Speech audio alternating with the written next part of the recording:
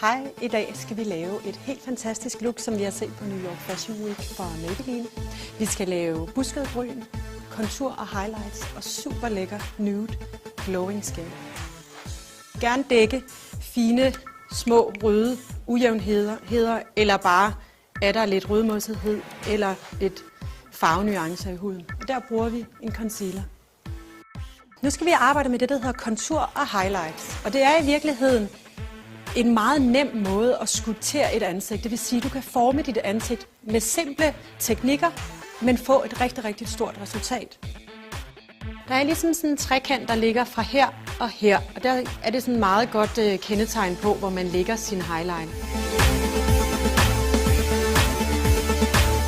Lille smule skygge på øjnene også, og det gør vi med Color Tattoo. Det er et helt fantastisk produkt, som er cremet, som du kommer på øjnene, og som du kan arbejde med, og som giver en god base, også hvis du skal arbejde med en skygge ovenpå.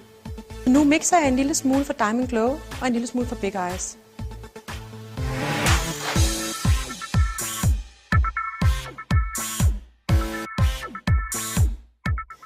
Kan jeg give et lille tip? Der kan I tage en rigtig lys highlighter, som ligesom måske popper en lille smule mere, end den highlighter, I allerede har brugt. Så nu tager jeg den lyseste af de farver, der er. Og den vil jeg lægge meget koncentreret på i 2 punkter, og det er for at skabe lidt en 3D-effekt.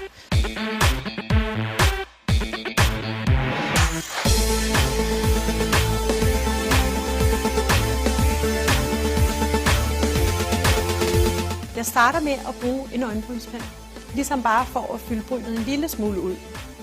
Og der er en ret fantastisk lille børste, så du så kan forme hårene og få den her opadgående buskede følelse.